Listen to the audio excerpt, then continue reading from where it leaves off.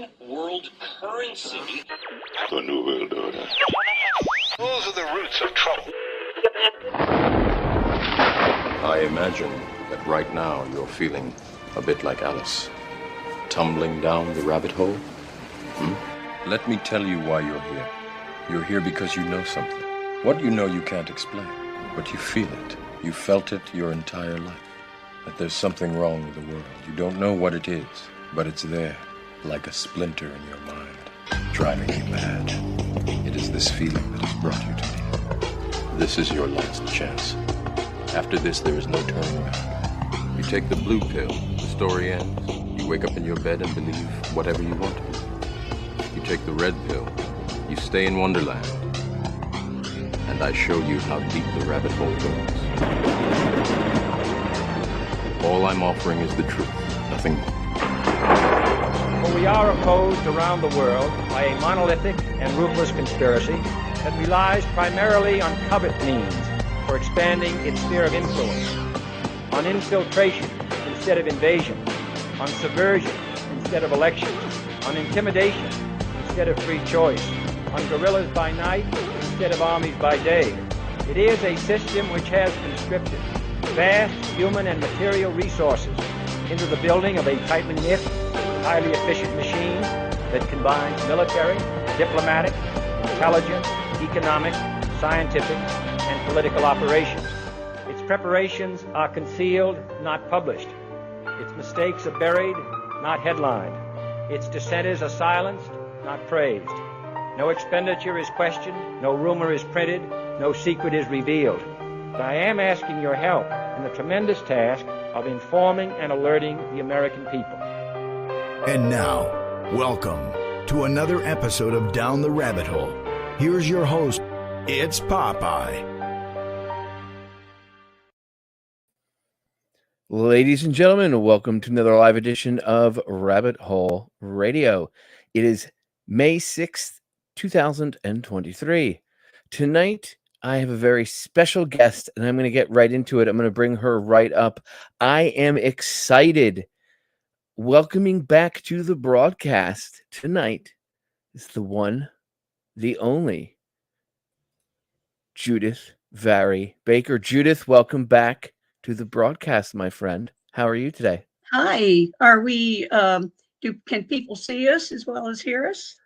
Yes, you are live on video and audio, my dear. And I'm going to let everybody know right now we are on YouTube. We will only be on YouTube for a few short minutes, and then I am going to drop the YouTube live stream. We are on YouTube, Rumble, Twitter, Facebook, and KGRA, which is the radio network. And we have video feeds. We have the audio feed. I am going to drop the YouTube feed in a few short minutes. So the reason I'm doing this is because the last time we were on YouTube and we did a YouTube live stream, I actually got a community guideline strike. They removed the live stream. Then they went back and they removed all of my interviews with you, Judyth, going back 12 years, including the one that we did about weaponized cancer from 12 years ago, where we discussed your role in working with Alton Oxner and all of that, which we're going to get into tonight again, because since they removed that, we're going to go over all of that. And I want everybody to know we have plenty of time, even after the 10 p.m. the midnight slot in the radio slot. Judyth, you have plenty of time because we're streaming to all the video sites. We can go over like we did the last time. So you have as much time as you want, my dear. You know that. So a few short minutes on YouTube, and then I'm going to cut the YouTube live stream. So for you YouTubers, if you want to see the full interview tonight, you're going to have to go to Rumble, because Rumble's the only place that doesn't, or you can go to Twitter, but I would suggest you go to my Rumble account or the KGRA Rumble account. So go over to rumble.com and look up Rabbit Hole Radio on Rumble. It's easy to find. Look at my account. For you YouTubers watching right now over on Federal Jack Tube 6 on the YouTube channel there, go over to rumble.com and look up Rabbit Hole Radio, or look up KGRA. That's there. Look up both of them. You know what? Subscribe to both. Just follow both because KGRA is great radio network. They've given me a home. Show them some love too. Follow their channel over there, KGRA. Okay. And look up Rabbit Hole Radio because that is where my channel is. Rumble does not censor us. And they've never censored any of my live streams with Judyth like YouTube does. So I added YouTube just so the YouTubers could see it. But I'm going to have to drop the YouTube channel in a few minutes because we can't mention certain words.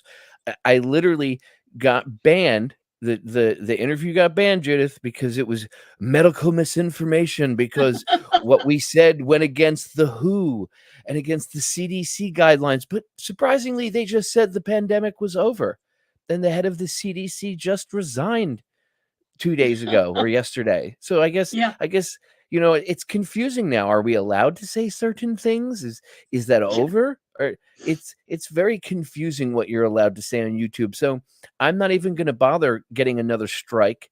I each of my channels is on the 2 strike, 1 more, and you're completely out warning.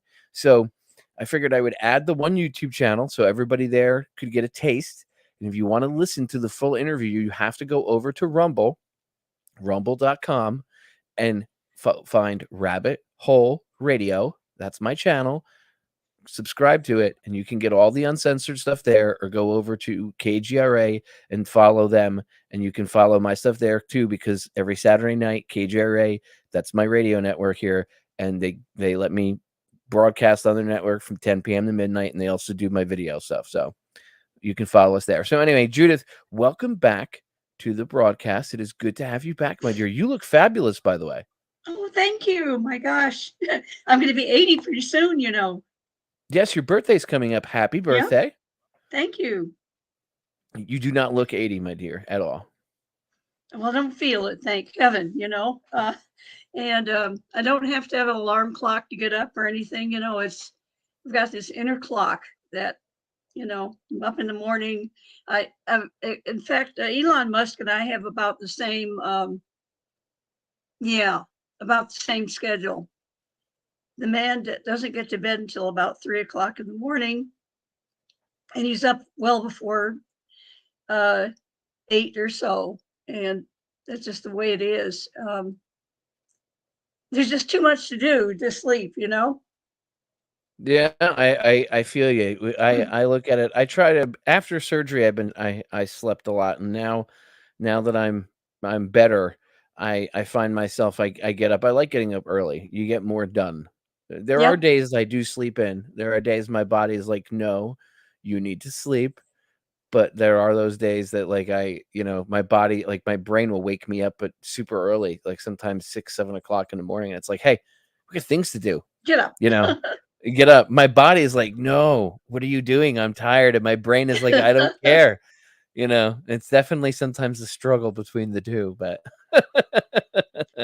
Oh, no, I fell asleep this afternoon.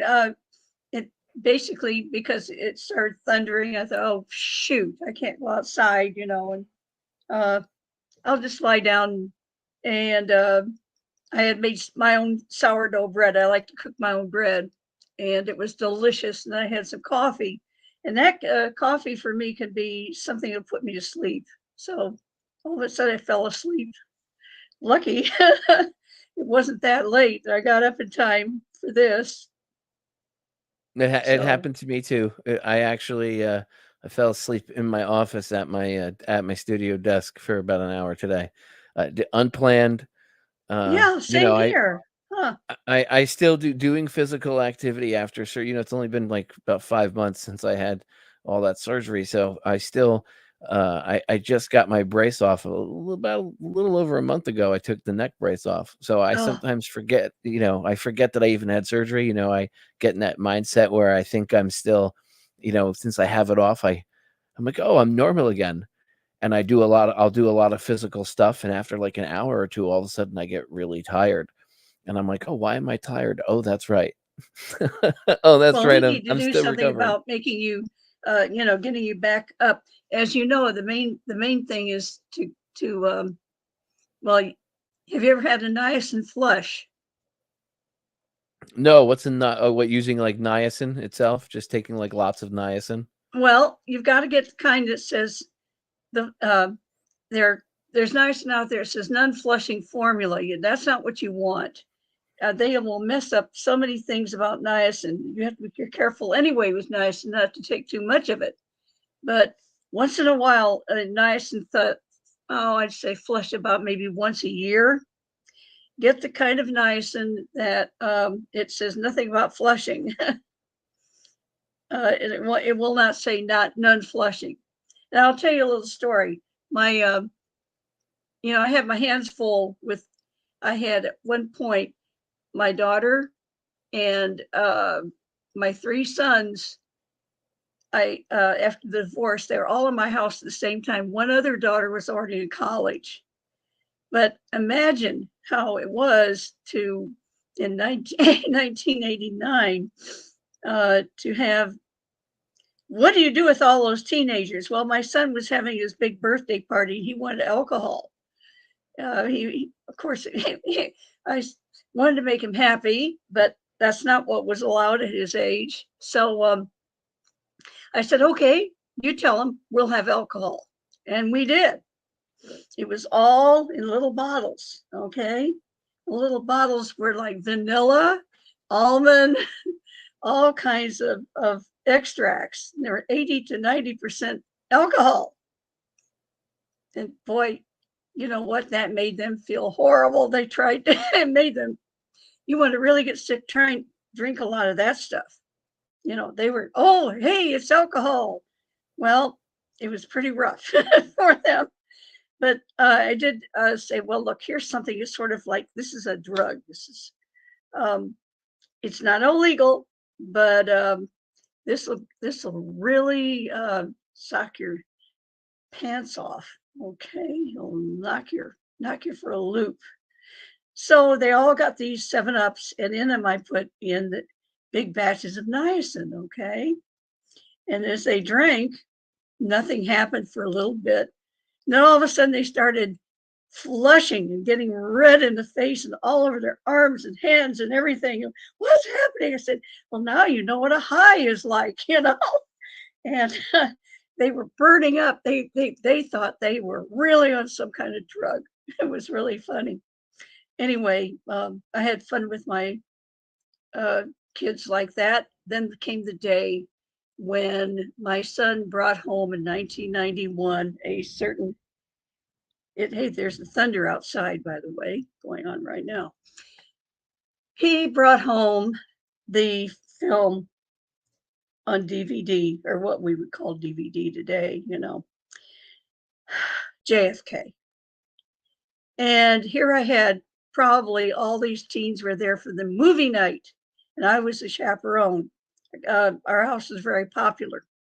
I suppose we had 25 kids there. Can you imagine? And I'm making popcorn and everything, and I hear the sound of Dwight D. Eisenhower talking about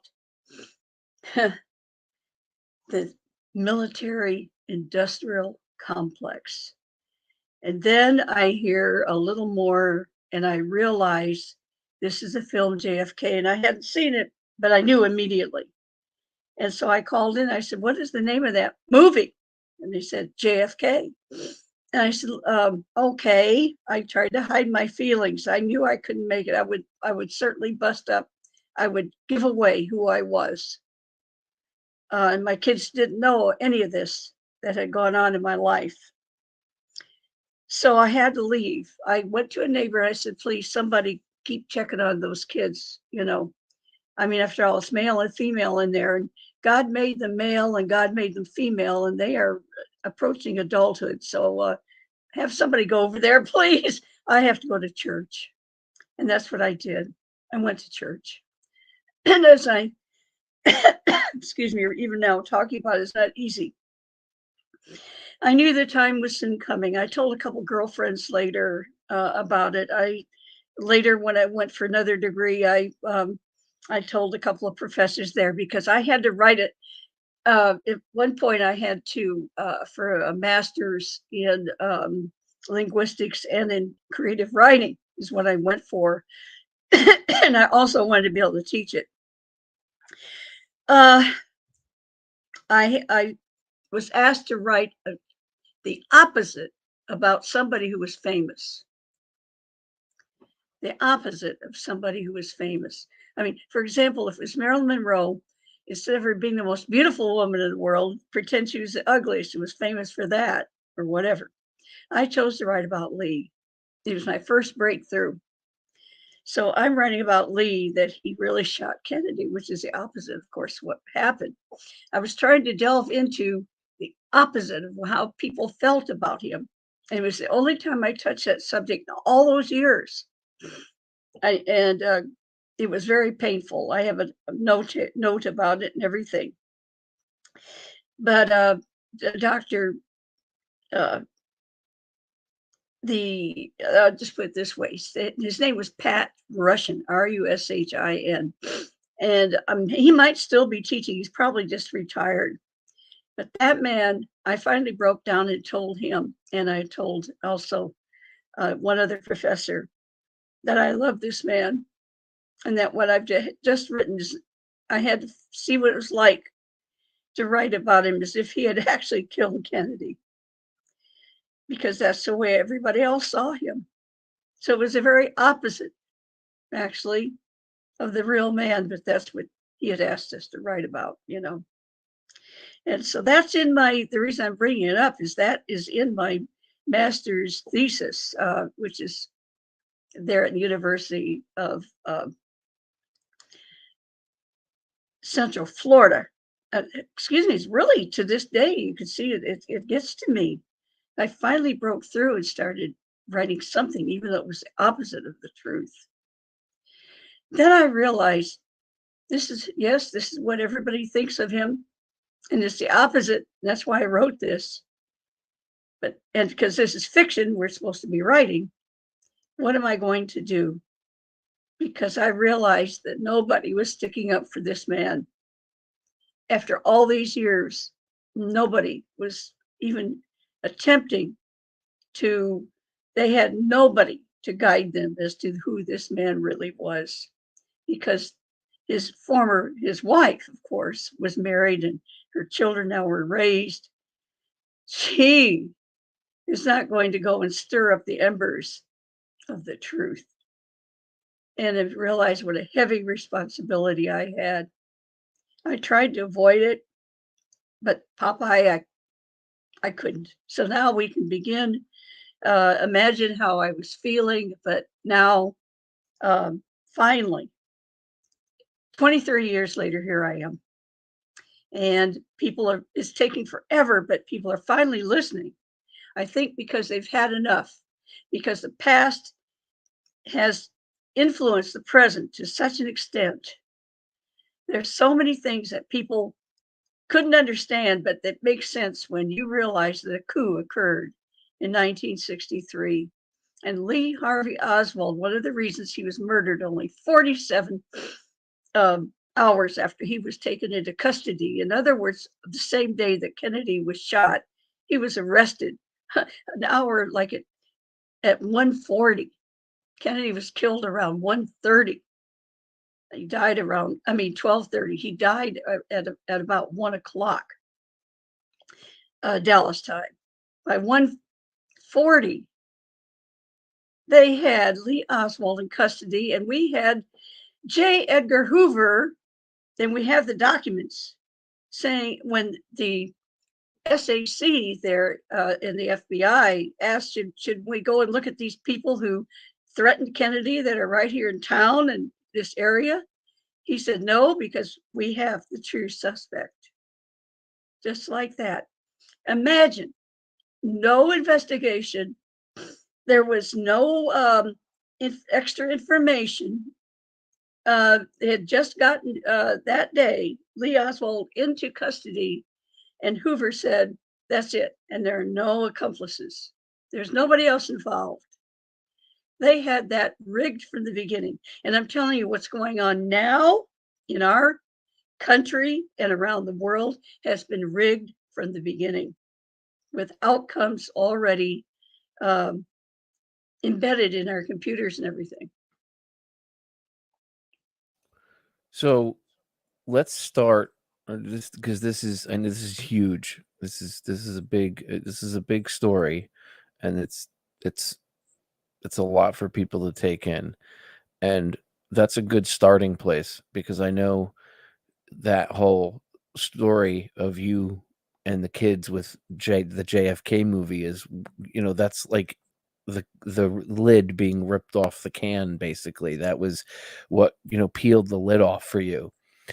And I've heard you told me that story when the first time I talked to you about this years and years and years ago, and I've heard you retell that, and I can, every time you tell it, I can see the pain, every time I see it, bring it back right up. I see it well up in you, and I know it's real. I can see it, Judyth. I mean, I could feel it from you. I can empathize, Well, and there's I can shame too, sympathize with you. Popeye. There's shame because I had promised Lee that I would tell his little girls. Now they were women. That I would tell his little girls who he really was, and they grew up without knowing any of that. That's all he asked me. He said, "Please, just tell my little girls that I was a good guy." And I didn't. I was too afraid. I was You afraid did of what now. would happen to me. Well, you did now, and I think by now the world knows that Lee didn't kill John F. Kennedy.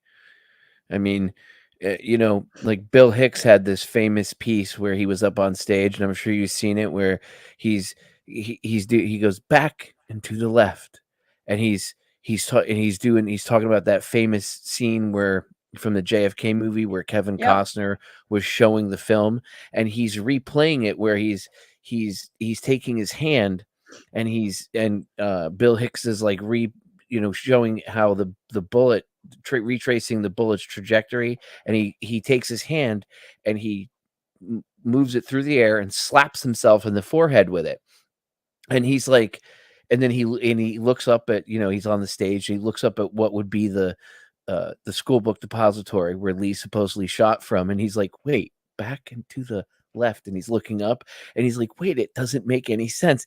And his whole point was, as he's on stage doing this, was to show the audience like it doesn't make any physical sense. John Kennedy was shot from the front. The kill shot came from the front, and supposedly Lee was shooting from behind. So if we understand basic physics, unless the bullet was some sort of magic bullet, as Trapeze Arlen artist. Specter called it. I mean, Arlen Specter named it the magic bullet. It was the magic bullet theory, and it was zigzagging all over the place, causing all these sorts of wounds in Kennedy and Connolly. And I mean, it was an amazing feat that has only happened that one time, never happened again in the history of shooting. And Carlos Whitefeather Hathcock, a sniping legend. He was a Marine Corps sniping legend. He, after his service in Vietnam, went to Quantico and opened up the sniper school for the Marine Corps in Virginia, and ended up teaching there. He set up Dealey Plaza at the sniper school, set it up like his own remake of Dealey Plaza to the T. Okay, redid the entire thing, acted as if he was Lee in the supposed official version of events. Couldn't do the shooting with the Mannlicher Carcano. Couldn't do it. Now, if he couldn't do the shooting, Judyth, Lee couldn't have done the shooting. And that's not crapping on Lee. What I'm saying is Carlos was a better sniper. And if he couldn't have done the shooting with that gun, there's no way Lee could have done it. So if Lee couldn't have done the shooting, if technically it could not have been done, then it didn't happen. There's the story right there. Poof, didn't happen. That means Lee didn't do it. So then that destroys their whole version of events. They don't like that. And there's many more reasons why Lee didn't do it. But I mean, just on a technical level, if you look at it, on a technical, break it down, and you and I have had this conversation many times. I wrote an entire article about how I thought, I broke this down, and how I thought there were 3 shooting teams and where they came from, where they were positioned. It wasn't one person. There was at least even David Ferry was quoted as talking about this, that they needed they needed at least 3 teams. And I mean, come Triangulation. on. That's right. Yeah, triangulation of crossfire. This is silly to think. I mean, oh, one person did it with a crappy Hungarian rifle. You know that even the Now, wait a Hungarian minute, wait a minute. military I'm called Hungarian. Hungarian. I count myself Hungarian, and it was an Italian rifle. Yes, I should say it's Hungarians an would never Italian have done rifle. that. That's right. It's an Italian. That's right. The Carcano is an Italian rifle. The Hungarians called it the humanitarian rifle, and they made fun of it. It's an Italian rifle. The Hungarians made fun of it and called it the humanitarian rifle because it couldn't hit anything, and it was a piece of crap. It really was. It was just a really, really bad shoulder weapon. Really, really badly Well, you have designed that, you know, rifle. you have that telescopic sight on top, made in Japan. If Right. you touched it, it flipped over. You couldn't even Yep. touch it. They had to put shims underneath it just to keep it from moving. I mean, before they could even try to use it. Yeah, the And FBI then, had to re-zero the rifle before they could Yeah. even when they first got it. They couldn't shoot it because it wasn't zeroed in. So how could the rifle that just killed the president, supposedly, they had to re-zero it before they could even test fire it? Wait, what? You had to re-zero the rifle? I thought it just killed the president. Oh, well, you know, it lost its zero in between killing the president and us test firing it right afterwards. What? Yeah, well, they were afraid to test fire it until they also tightened it up a little bit and did a few other things to it. And very interestingly, I mean, anybody who likes guns, you'll get a kick out of this. You have a film, you know, that showing when they're pulling it up, they discovered it here in the Texas School Book Depository. And as they raise it up, there's no clip on it. But when they're removing it from the building and walking out, there's a clip on it. Of course, conveniently with one bullet left so they can match that bullet to the fake bullet that they will show, you know, as evidence later. That beautiful 133, there you go, you know. It's just on a technical level alone, it's impossible that Lee did the shooting. And, you know, when you look at it just on that level, I mean, there's so many reasons. If there's so many angles you could approach the assassination from and tear it apart and break the official version of events down. It's just like Popeye, 9/11. you know about the bullet itself, right? It's rounded. It is a copper jacketed bullet. The one that they say that was found on Jack Ruby's gurney at Parkland Hospital. Excuse me. I apologize. I should mean John Connolly's. But people believe it was Jack Ruby who was seen there at Parkland, who may have placed the bullet. Actually, that gurney wasn't even his. The gurney belonged to a little toddler named, I think his name was Robert. But the point is, somebody found that bullet. I guess it was the guy who was pushing the gurneys around there right at the elevator, and handed it to a Secret Service agent. Was that Vincent Drain? It might have been. The point is, they had it. Oh, they had this bullet. And they said this had to have fallen out of Connolly's thigh. Okay. This bullet that's supposed to have penetrated the back of Kennedy, gone upward. Okay. Because that hole is further down, even though we have, as you know, Spectre, and then, of course, Ford moved that. It's Ford who even admitted he moved that up 4.5 inches from down in the back, the upper back, into the neck, the lower neck, so that it could somehow, even though it's not that way on the autopsy photos, and it's not that way even in the autopsy notes that were rewritten, the original ones having been burned. There it is, the mark on the back of it's way down too far. So the bullet had to travel upward to exit somehow Kennedy's neck in the front. There it waits for about half a second, because we know that John Connolly's still holding on to his hat. And because of the way the medial nerve works, and he was hit in the wrist, he wouldn't have been able to hold that hat, but he's holding it. and yet the bullet is waiting. It's waiting because, of course, he's still holding the hat through a couple of, you can see a couple of frames there in the Zapruder film. So here that bullet waits, and then it makes a sharp turn, because if it's going straight out, it's not going to hit him. It makes a turn and embeds itself in Connolly's shoulder. There, it penetrates through and hits his rib, and he smashed some part of his rib, okay? From there, it deflects again, exits, and embeds itself in Connolly's wrist, where it leaves particles behind that you can see on x-rays. From there, it exits again and buries itself, going a different direction again, into Connolly's thigh, where it says it fell out, even though the doctor said we could not remove that bullet. It's going to stay inside of him. But anyway, here's the bullet, and it's round, and there's almost nothing missing except part of the top. Then we find out that the top actually had stuff carved out of it, so they could analyze it to see if it resembled the material of the bullet, okay, that was found on this, bullet particles that they found, like in the bottom of the limousine and stuff like that. It turns out that when investigated and you asked the gentleman who found the bullet, he said, wait a minute, I gave them a pointed bullet. It wasn't round at all. And then we have General Walker. Now, Edwin Walker, as you know, hated Kennedy's guts. And if anybody would be interested in seeing Kennedy dead, it would have been him.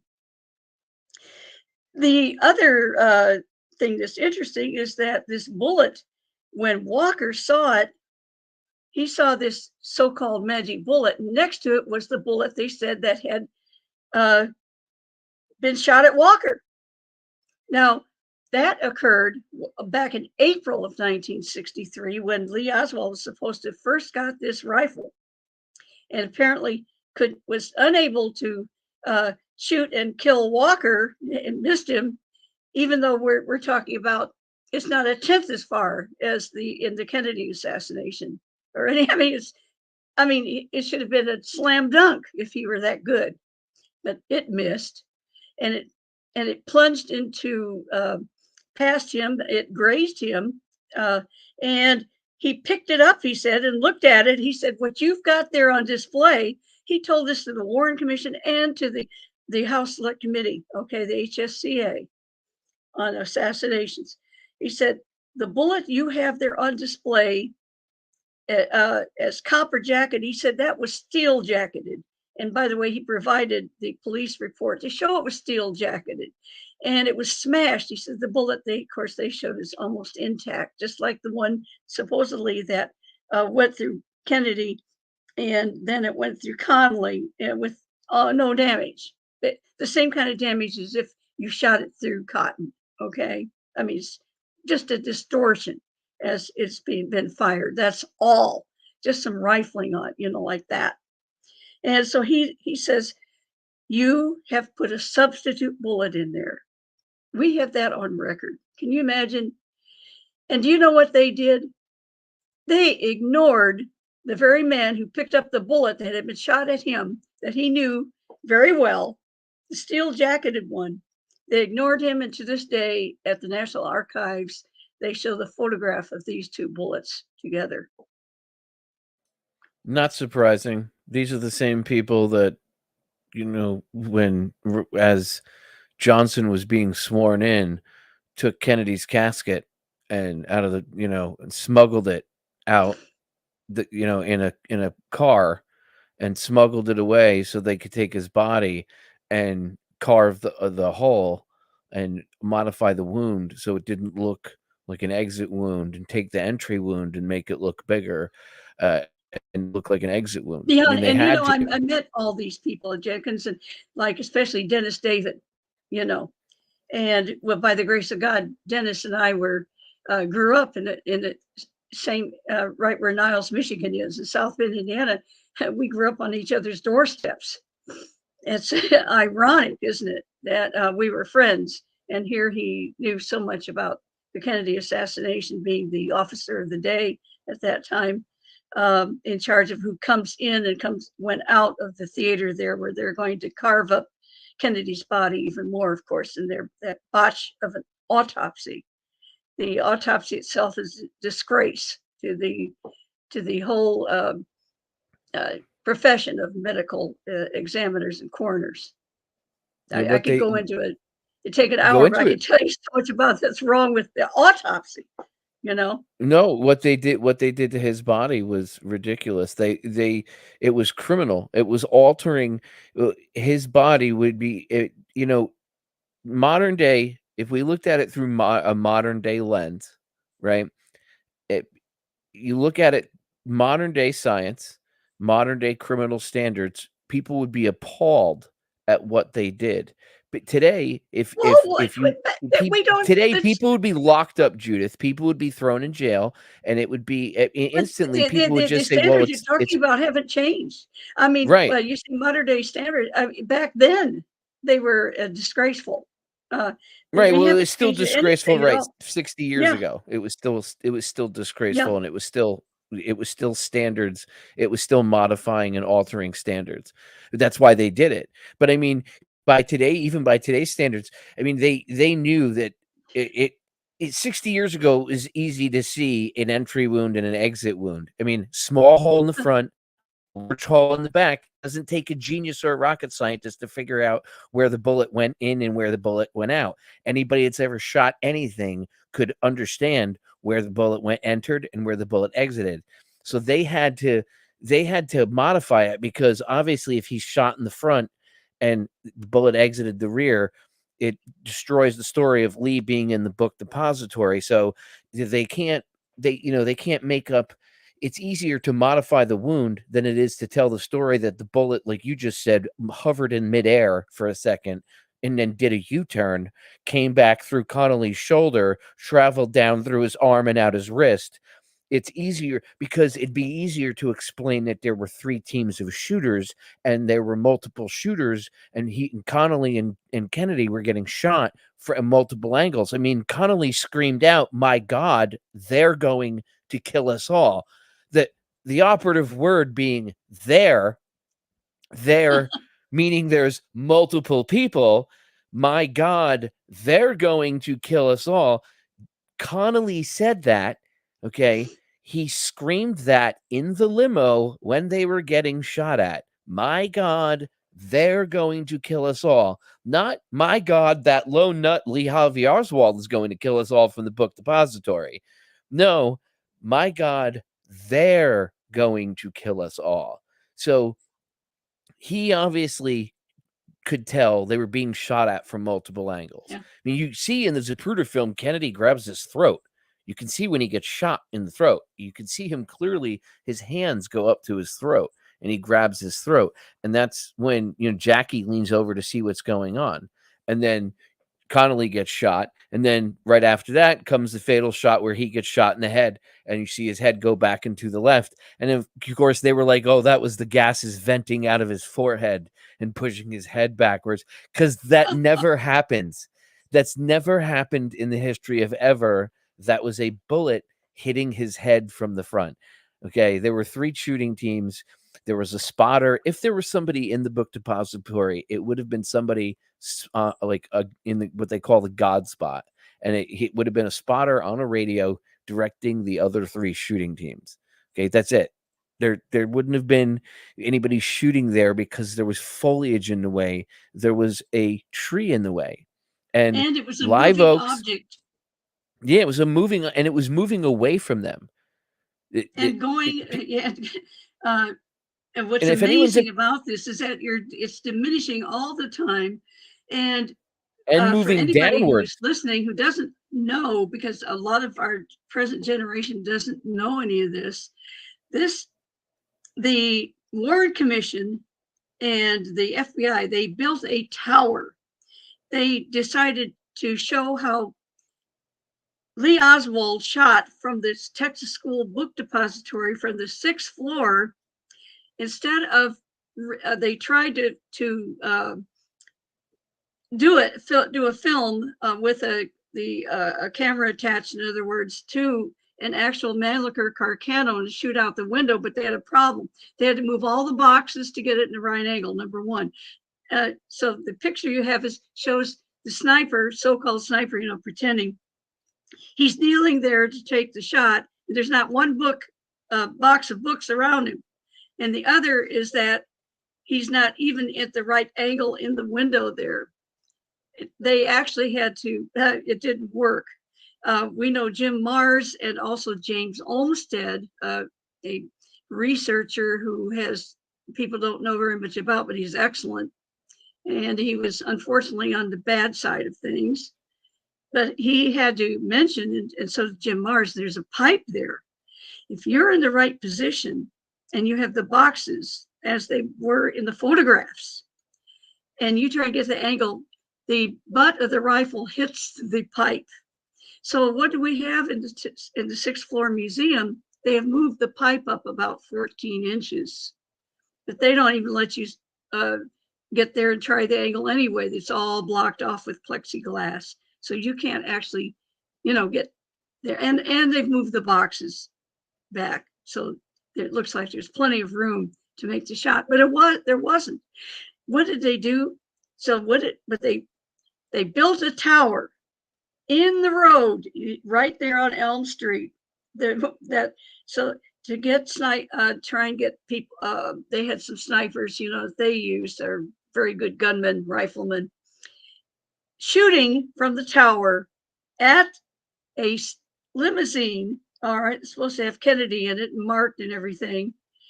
And they're trying to make the shot, and the limo isn't even moving. It's sitting there. And on top of that, the tower not only is in the street, and they've got plenty of time to shoot at it, but it was 30 feet lower than for the actual window. And we have that photograph. It's right there in the Warren Commission's 26 volumes as how they reconstructed how Lee Oswald shot at Kennedy. Yeah, they made it easy to do it.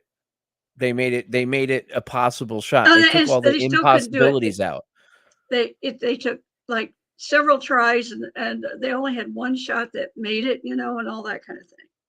Right, and they even taking the impossibilities out, and they still couldn't do it. It's silly. I mean, we could call it so many names. It's stupid. It's impossible. It's what's going on today, right in front of our eyes about COVID. They're still trying to pretend that all the dreadful things that are going on right now due to COVID, vaccinations, were caused by COVID itself, which is simply not the case. And the fact that the CDC did not use any of the statistics on anybody who, right after the vaccination, as we know, people were fainting and a couple of people died right after they were vaccinated.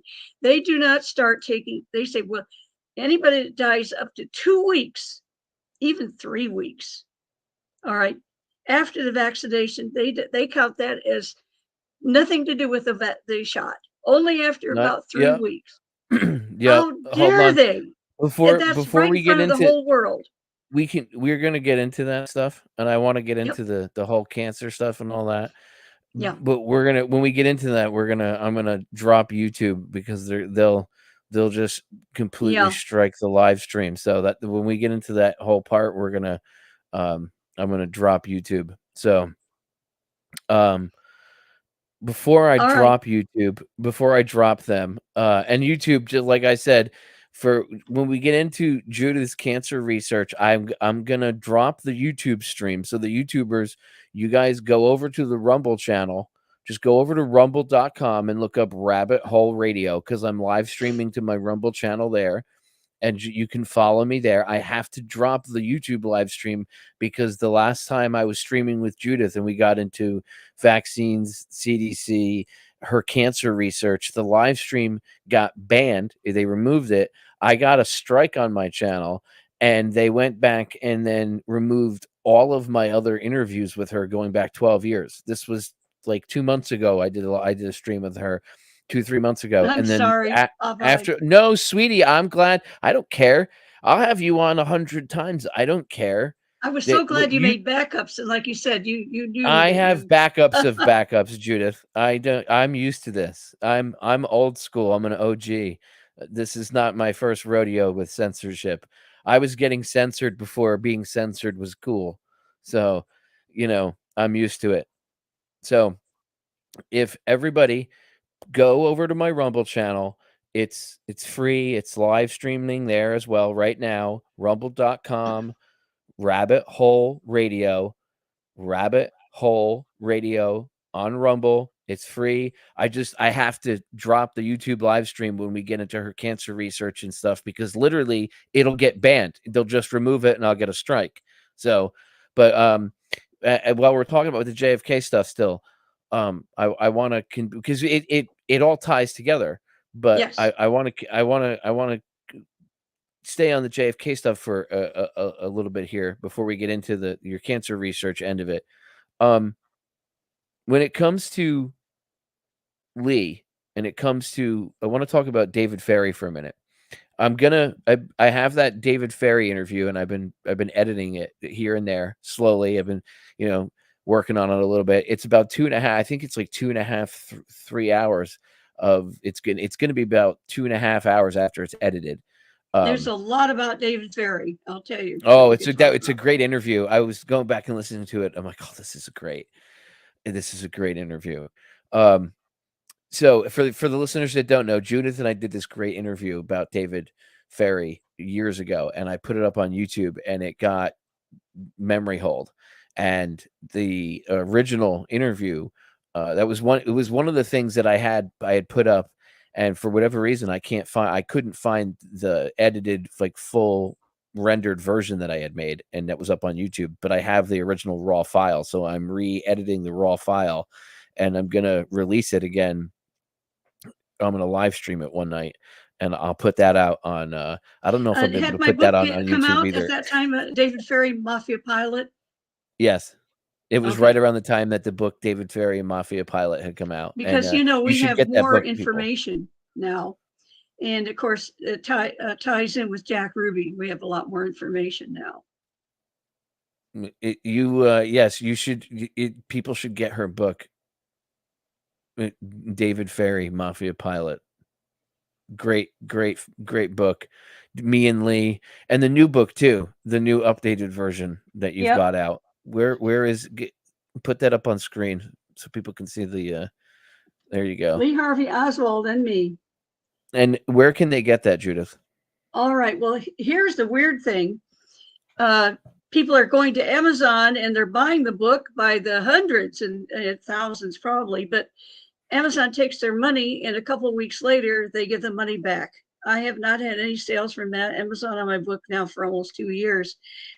When we try to reach them, they somehow, the name Judyth Vary Baker, even though I'm an Amazon Prime member and and have many sales from this, so on, they cannot find where to contact Judyth Vary Baker, the author, in order to give me my money. So they're just canceling. They've been doing this. We now have a lawyer onto this. This book was delayed for 2 years. At the printer, suddenly the insides changed. You would hold the book up. This one happens to be a good book, okay? See, that says updated edition, second edition, because it had to be reprinted even before the first printing got released, because it was in dreadful condition. The sides, let me see, show you this. This nice and clean. Well, you should have seen what we were given, because if you opened it up, the insides would fall out, or they were printed upside down, and other problems. So they ended up giving us, it's not near enough books. They gave us a whole bunch of free books. And I thought everything was fine, but I found out recently that a couple pages have been taken out even for this book by the printer. So that's what most people don't have to put up with. Now you can get the book if you will. You can send either a money order and check to an address I can give you. This is not my, I actually am moving from this address, but it'll be good basically for a while. And anybody can go to Twitter, and all they have to do at Twitter is DM me, direct message me, and I will give them the address to send. But otherwise, to get this book, here's what you need to do. Just go to PayPal. It's $42 because we're talking about hardbound book, 16 pages of color, and it's archival quality paper inside. And this is a book they didn't want to come out. But $42, $52 if you want it autographed, to JFK conference at yahoo.com using PayPal.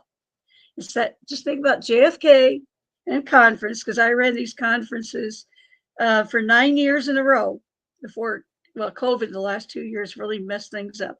We're going to have another conference. I've had to get a consolidation of people together to run it, because it was being paid for and it was being run by these book sales. And for 2 years, I have had no income. I hope I don't have to go and declare bankruptcy. As I say, we have a lawyer working on this. A lot of people have been disappointed, thousands, we believe.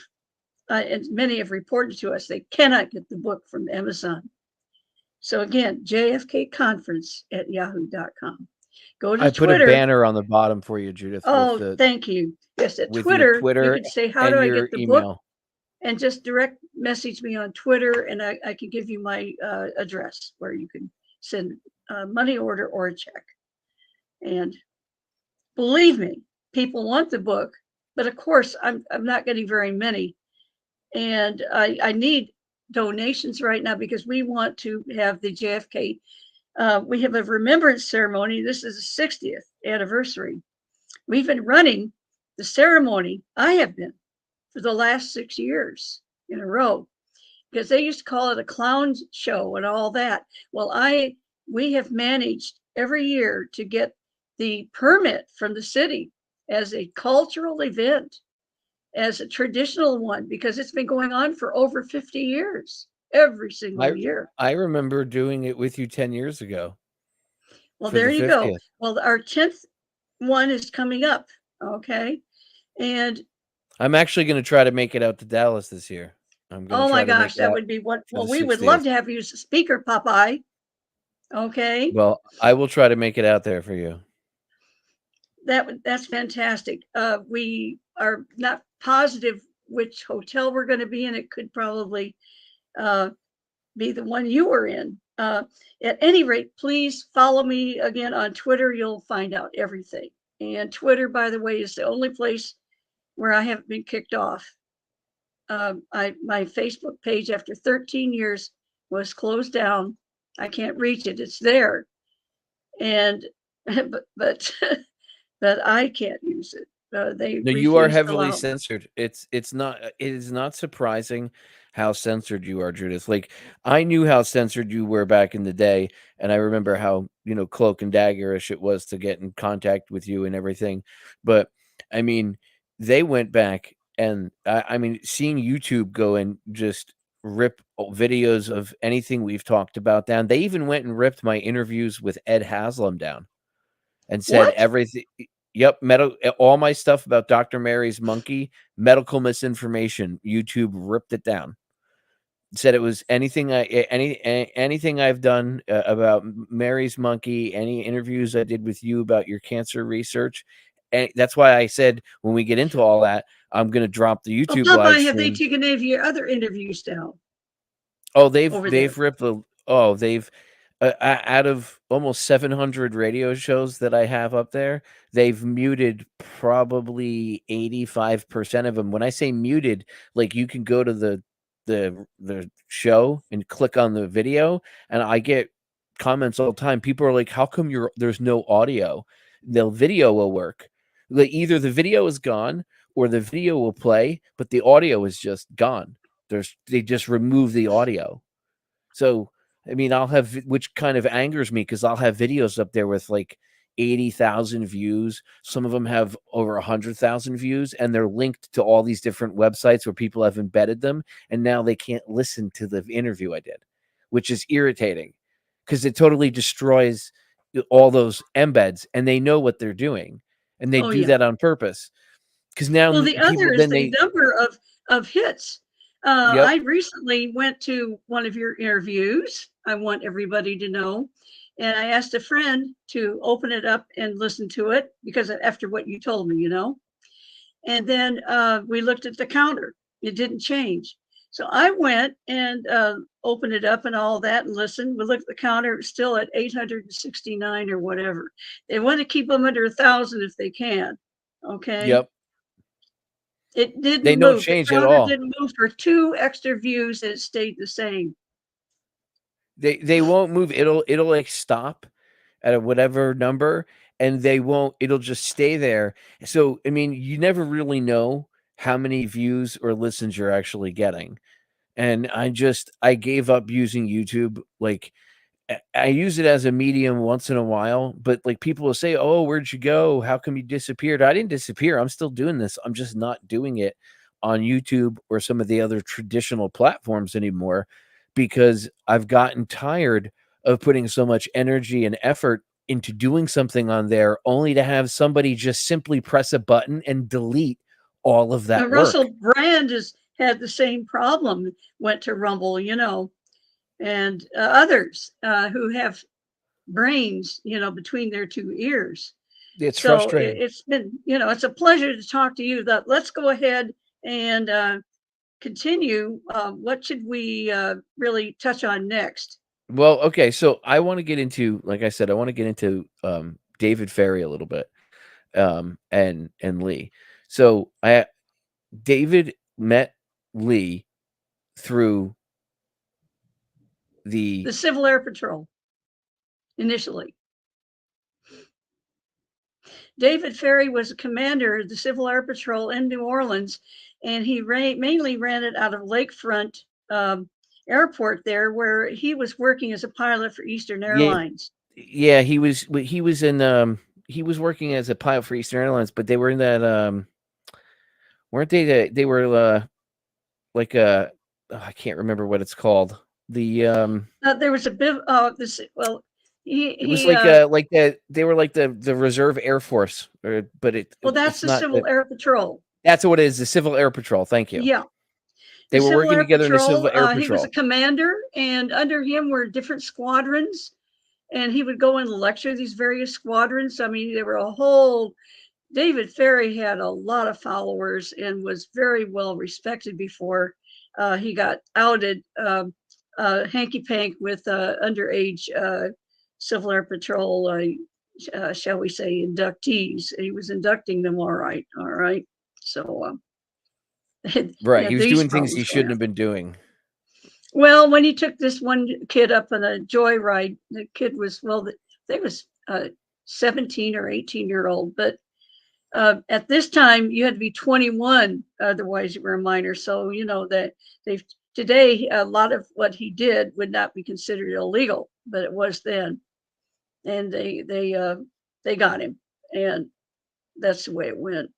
But I know that David Ferry, when I met him, had learned his lesson. He had also gone too far with a 15-year-old who ran to him for help, and it was almost accidental what he did, because the boy was being beaten all the time by his father, and he ran for help to David Ferry, and David hit him. But apparently things happened that shouldn't have happened. This boy loved Ferry, and anyway, the police got involved and everything else, and he was caught in lies. And to make a long story short, that ruined his job with Eastern Airlines, which when I met him, he was trying to get it back. So he's flying a lot to Miami because the FAA had started inquiries, and he was testifying, and so was Guy Bannister. Very important people were there to defend David Ferry. Okay. The reason this is important is that's how I got involved. Actually, he had asked for an assistant for what he was doing there, because he was having to fly to Miami every once in a while. And you can't do that when you're working on the kind of specifics that we were involved with in cancer research. And he had been taught on the side by Dr. Mary Sherman. His mother had died of cancer. He had been desperate to try to save her life. He was worried that he might have cancer himself, because he recognized that some cancers are, as a matter of fact, they are contagious. And of course, you don't hear anybody talking about that now. All right. In fact, the whole idea about viruses causing cancers, that was all, even though it was in headlines and everything else in 1963. In fact, I have 2 papers I could have shown here about that viruses are causing cancer. That was all suppressed for years. Only when they came out with the human papillomavirus, okay, and they wanted to sell vaccine on that, suddenly they're admitting that, yes, some viruses cause cancer. Well, I'm going to tell you, back in 1963, we were working with viruses that could cause cancer. And there's no reason to go and slash this interview for saying that. That is, everybody knows this. Everybody knows the history that's gotten into oncology or in virology. They know this already. This is not news or anything that we know, that we just don't hear about in the common vernacular. We don't hear about cancer being caused by viruses until suddenly it comes up again in the among the doctors. Oh, you need to get your child vaccinated, your daughter. And now they say your sons as well. Well, at any rate, we know that the human papilloma virus, almost everybody who gets it, they fight it off. It's an adult thing, but they're giving it to kids. I may have said too much now. I don't want to get you stricken off as YouTube. No. Well, they do talk about that, so that's fine. When we get into that, I do want to dive into that deeper. When we get on So Rumble. David Vary, anyway, was a fascinating person, brilliant. He was depicted on the film JFK by Joe Pesci, and it's a shame Joe's voice a lot higher and his stature a lot lower. Okay, the real David Vary was 5'9", which was the average height of a male in the United States in 1963. You can go look up the statistics. And the other thing that you'll notice is that David Vary's voice, I have a recording of it, and others do too now, was quite a bit lower. It had a radio voice, And of course, he was, even though he could be nervous and very hyped up, it was not like in the film JFK. They showed him as a nervous wreck there. And maybe by that time he was. I'm not saying that, because we know the last few days of his life, he was not spending at his house. He had packed everything up there. The house that Jim Garrison described as overflowing with books, and I assure you it was, books, test tubes, microscope, you name it. He had stuff all over the place and in such disarray. I won't say it was hoarding. It was more like everything that came in there that was interesting to him never left. But it wasn't exactly like hoarding, because all of it had use. It wasn't like he didn't know what he had. He could pick out a book from that whole, He could pick out a book from that whole area there. And oh, by the way, I just did something that they say you're not supposed to touch your face. You're not supposed to scratch your head. There are all these things you're not supposed to do, even though you may be on an interview that lasts for hours, because that means you're lying. Or if you blink too much, and I have a vision problem, I have to blink a lot. That's just the way it is. I got upset watching some people. They were kind, don't get me wrong, but they were looking at the interview of Elon Musk with the BBC reporter. It was a disaster for BBC, but they were commenting on Musk's body language. And although they recognized that he won the debate and he was being honest about stuff and so on, they would have done more if they'd understood why he put his legs under him sometimes, because if you do that, maybe you're being defensive. No, he has a chronic back problem they don't even know about. It causes him agony, literally. And I have had a neck injury, and I get these shooting pains, around here and all the way down. It's not going to get fixed. Let's put it that way. I have no medical insurance whatsoever in the United States. I was living overseas. It was wonderful. For $300 a year, I had full medical coverage for everything. But I came over for a visit. I realized that the borders were going to be shut down. So early in January 2020, I came over for a quick visit, 6-day visit with one suitcase. And don't you know it, Sweden shut me out. I lost my home because after 2 years, I couldn't pay for everything going on there and pay the huge high rent here and having to buy everything up to my own toothpaste back, everything had to be replaced. My life had to start over again. And I'm 7 years old. I mean, it wasn't easy. And I'm grateful for the people who gave me donations and helped me at that time. It really made a big difference. I'm grateful for that. At any rate, the whole thing is now I'm back in the lion's mouth. I cannot hide like I did in exile for 13 years, at which time I moved every 90 days, Popeye. Every 90 days, I could be 90 days inside the EU, which was in Sweden. Then I had to spend 90 days elsewhere, like in Egypt or in Andorra or in Macedonia, okay, or in Turkey, and so on. So because they're not EU. So I made friends in many countries, and God bless them. They're to this day, a lot of them are very close to me. But I miss them. I miss my home. I miss so many, my fossil collection, my rock collection. I had a life, because from 2003, when I spoke out, that's the first time I had to flee to Europe. I would try to return. In 2006 and 2007, I returned to non-government territory in the United States by teaching on 2 different Indian reservations, one with the Apache and one with the Navajo. But because of circumstances beyond my control, I had to return, and I went to Hungary and started teaching in Hungarian school in Miskolc, okay, which was, that's where the troubles began, because that was 2007 when the book Dr. Mary's Monkey came out, and suddenly I had death threats, and I had to apply to save my life. I had to apply for political asylum in Sweden, and that's what started this wonderful relationship between me and Sweden. God bless them and the people of Sweden.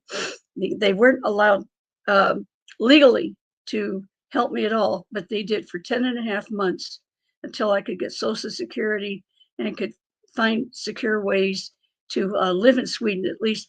And during that time when my mother died, I was able to get a house. So, the house meant so much to me, and now it's gone. COVID has hurt a lot of people. And I am now trapped in the United States. Friends and family have helped to ship a lot of my books and my things here. Fortunately, everywhere I go, Popeye, I always take all the essential files and I save them from the beginning. When we realized we were in a project to kill Fidel Castro, and we believed we were being given a lot of information that made us believe that we were going to save the world from World War III. Sort of like today. Imagine if we're talking about that we were trying to kill Putin, and that would stop him from using a bomb and starting World War III. Well, we thought of ourselves as heroes. It was all a big lie, a big lie. But the point is this is what we believed. We thought, so I was saving all this material, and thank God I did, because it also shows, of course, that Lee and I had cover jobs, same place, same time. All our records actually synced all the way on all kinds of levels and all measures. So And of course, I have my witnesses. I have a lot of material came out in 2017 because certain activities we did involving like gun running to get guns to anti-Castro insurgents who are going to be trained in New Orleans and then also in Miami and in Guatemala. Now we have records showing that indeed these shipments did happen, and so on and so forth. So over the years since I first spoke out, on far from being discredited, the new witnesses keep showing up and the new documents keep showing up, and I've never been sued by like Oxner or anybody. They don't dare bring it up. They are never going to sue, even though they were involved in things we could talk about. The point is that they can do nothing about it, because if that went to court, if they try to sue me, a lot of bad stuff would come out that would make them look a hell of a lot worse. Yes. Well, what we're going to do is we're going to transition because I want to get into all this. So, for the YouTube listeners, I am going to sign off. I love you all.